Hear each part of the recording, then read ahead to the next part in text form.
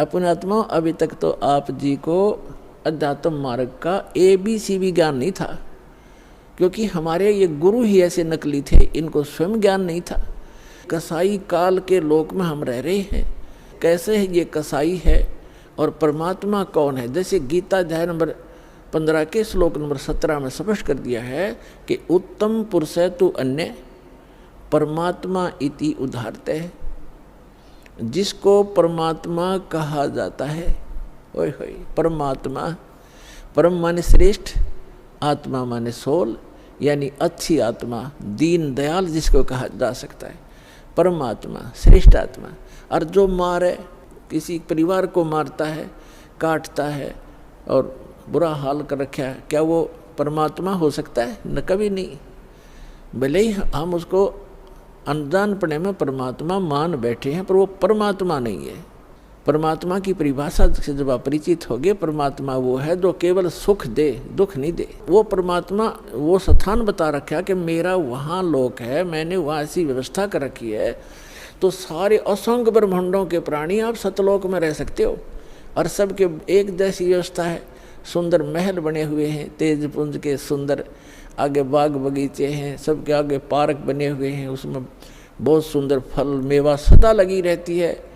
और जब चाहे किसी प्रकार का आहार मन इच्छा आप करोगे, आपकी रसोई में तैयार मिलेगा, बना बनाया पका पकाया सेकंड में, और फल फ्रूट हैं। तो वहाँ जाने के लिए परमात्मा कहते कि वो है परमात्मा, उसको परमात्मा कहते। वह मृत्यु नहीं, बुढ़ापा नहीं, रोग नहीं, शरीर ऐसा है, राग द्वेष होता ही नहीं।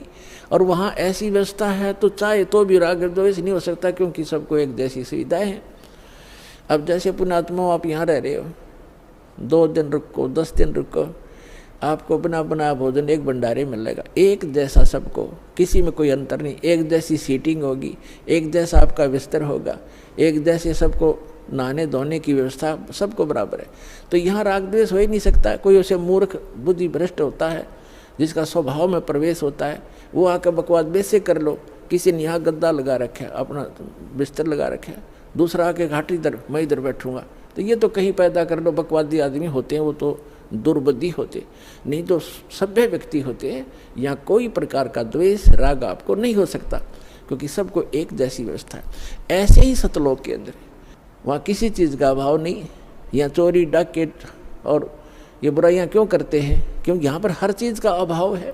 प्रत्येक वस्तु किसी भी व्यक्ति को उपलब्ध नहीं है, चाहे किस कोई भी है।